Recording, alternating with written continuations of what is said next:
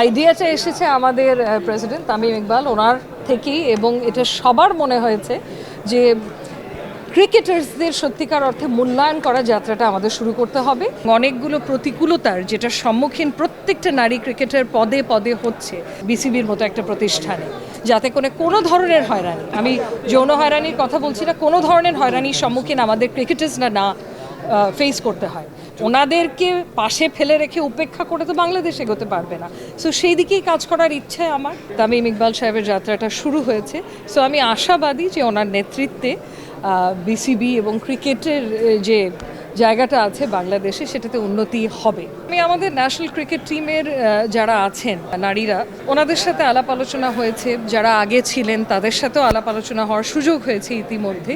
তো অনেকগুলো ইস্যুস এবং অনেকগুলো প্রতিকূলতার যেটা সম্মুখীন প্রত্যেকটা নারী ক্রিকেটার পদে পদে হচ্ছে, সেগুলো সম্পর্কে একটা ভালো ধারণা হওয়া শুরু করেছে। এবং সেই জায়গায় আমি কাজ করতে চাই যে এই প্রতিকূলতাগুলো কিভাবে কমানো যায় এবং ইভেন্চুয়ালি দূর করা যায়। তার মধ্যে একটা কথা বলি যে সিস্টেমিক ডিসক্রিমিনেশন যেটাকে বলে, যে পদে পদে কিন্তু তারা ফেস করছে, এবং সেটা কিন্তু আমরা দেখে না দেখার ভান করলে হবে না।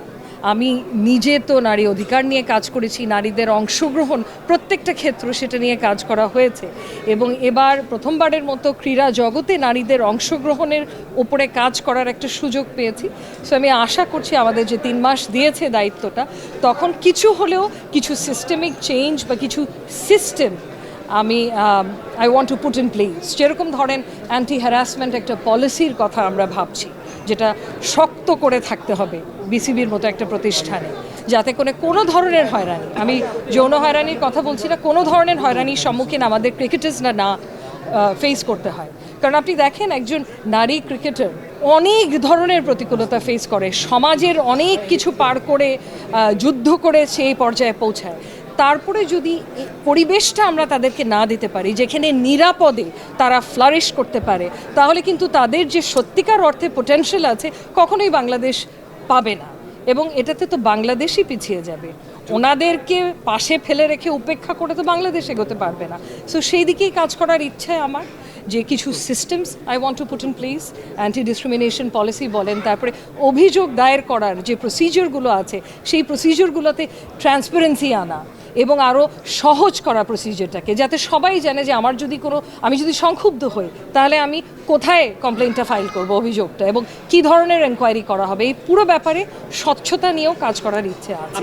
আপাতত একটু গুরুত্বপূর্ণ দায়িত্ব পেয়েছি, 3 মাস আমি দায়িত্বটা একটু সুন্দর করে পালন করতে দেন, তারপরে দেখা যাবে পাবেন কিনা। আইডিয়াটা এসেছে আমাদের প্রেসিডেন্ট তামিম ইকবাল ওনার থেকেই, এবং এটা সবার মনে হয়েছে যে ক্রিকেটার্সদের সত্যিকার অর্থে মূল্যায়ন করা যাত্রাটা আমাদের শুরু করতে হবে, এবং সেটা দিয়েই এই অ্যাডহক কমিটির কাজ শুরু হোক। সো সবাই এটাকে সমর্থন করেছেন বোর্ডে, কারণ আমি যেটা আগেও বললাম যে সংশ্লিষ্ট স্টেক হোল্ডার সবচেয়ে বড় হচ্ছে ক্রিকেটার্সরা। সো ওনাদেরকে মূল্যায়ন করা ছাড়া তো আমরা ক্রিকেটিং জগতে কোনো ধরনের উন্নতি আনতে পারবো না বাংলাদেশে। দেশে দেশে সবার সাথে দ্য নিউজ।